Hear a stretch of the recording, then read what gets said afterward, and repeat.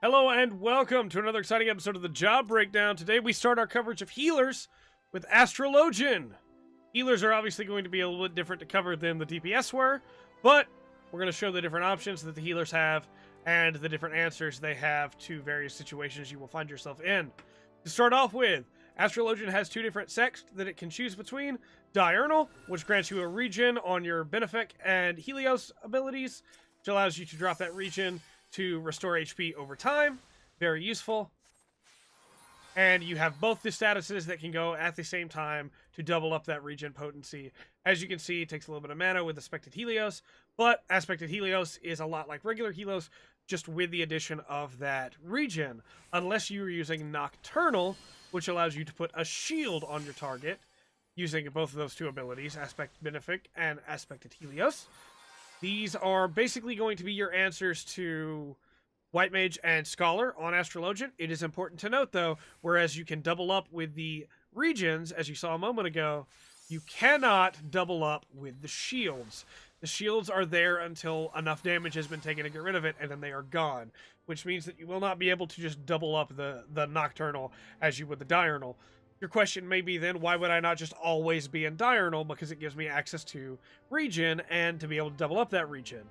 The advantage of Nocturnal is stopping damage before it comes in, and you have more healing potency while using Nocturnal. So it really becomes a balance between the two. If you are in dungeons, choose which one you want to go into. You can switch them anytime you're not in combat, so it's not that big of a deal. Both of them work very well. If you are in a major raid or high-end content, though, where you would need to choose between the two because you have another healer with you, if you have a White Mage, you should go Nocturnal to be able to give the shielding that the White Mage cannot do. If you have a Scholar, you should go Diurnal to be able to give the shielding that the Scholar cannot do. For this region, Astrologian is almost always recommended when running high-end content because it can fill either role if you're on progression. When you're on something that you farmed many times, then it may be more worthwhile to bring a White Mage and a Scholar.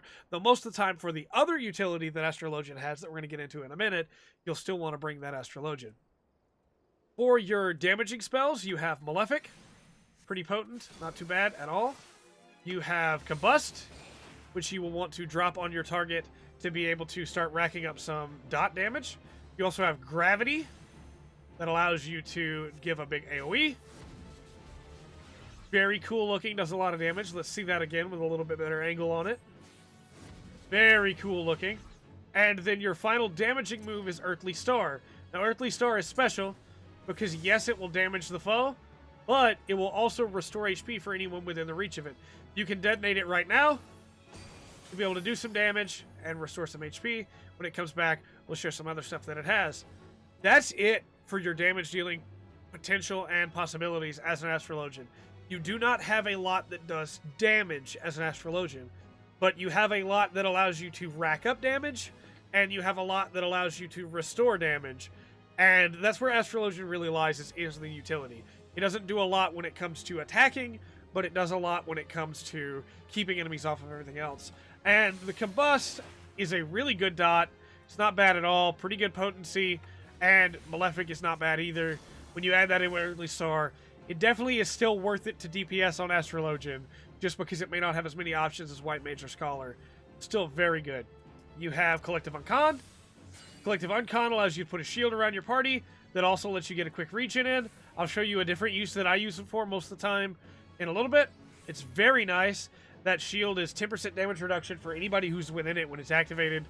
Very, very good. We're going to drop down Earthly Star again, because if you leave Earthly Star on the ground, it will accumulate and will do even more damage and even better healing after a little bit. You can set it off whenever you want, but after a little while, it will set itself off as well. There's the second stage, to Giant Dominance, and then eventually it will just go off on its own and look very nice. For healing, you also, of course, have your basic healing. Instead of Physic, it's Benefic. You have Benefic 2, which is even more healing. You have Helios, which is your AoE heal.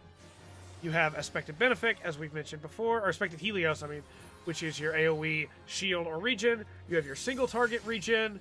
You have Asuna as cross roll. Always should bring that. And then you have Essential Dignity. Every healer has one of these, Essential Dignity is Astrologian's. It is basically just a, hey, here's a lot more HP. It's almost a full heal, depending on how much. It's very good.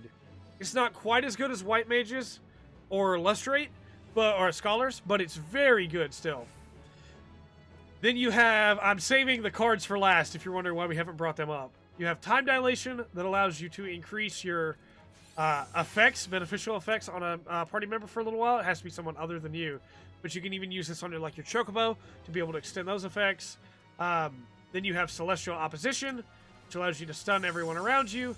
It doesn't do any damage, but a 4-second stun is very nice. And it also extends your beneficial effects on your fellow party members and on yourself, which is very nice when you pair it with some of the other stuff that you have in your kit. You have a Light Speed, which reduces your MP cost and reduces your spellcast times, so you're much faster, which is, again, very useful. You have Sinistry, which allows you to make a bond between you and another party member to be able to heal them. Let me call up my Chocobo and I'll show it off here. My full inventory.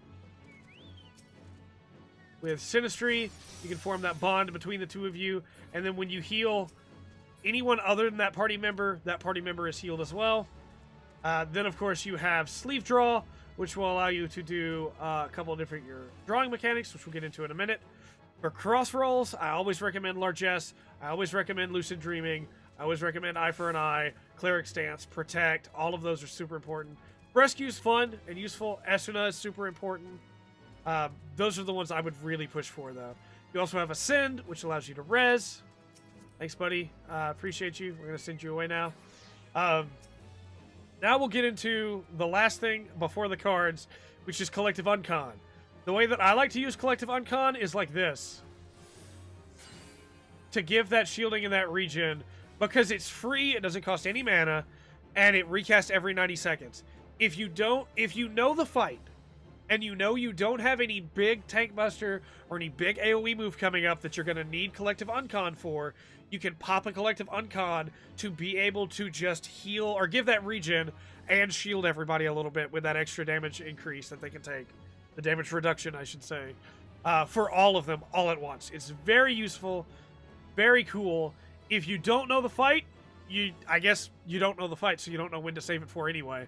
So you might as well use it. But I still think it's a very underrated ability for Astrologian. I don't see a lot of Astrologians in raid content or in Duty Finder using it very often, and it's definitely worth it to me.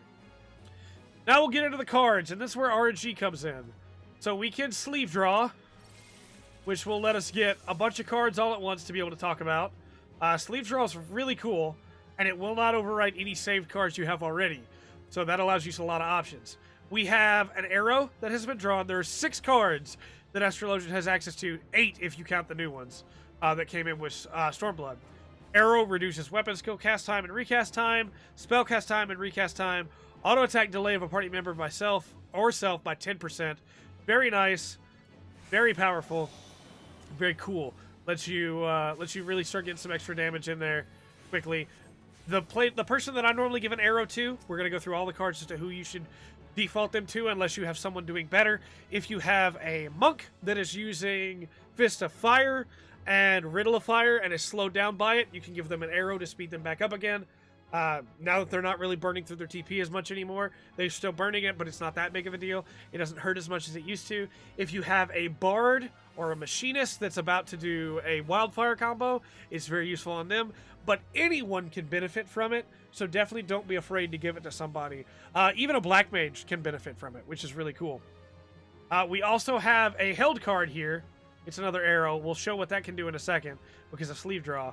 But we're going to draw another card. This one's the Bowl. This one reduces damage taken by whoever you put it on by 20%. Very useful. Normally you save that for the tank, but who knows? Maybe you have a Dragoon that has taken over tanking because the tanks died. You throw it on him to be able to counteract blood for blood.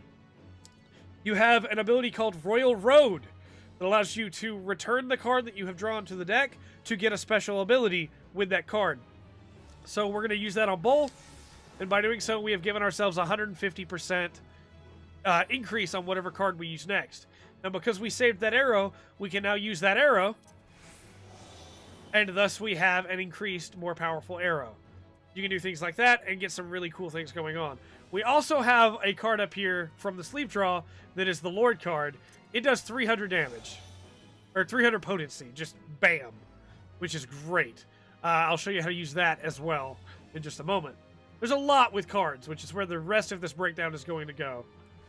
We're going to draw a bowl. We've already shown the bowl. We want to do something else. We can use redraw to draw a different card. This time we've drawn a Ewer. A Ewer increases your MP regeneration. You're going to want to give this to healers. You're going to want to give this to a summoner that is not going to get ether flow. You're going to want to give this to a red mage that has already used Lucid and does not have enough MP.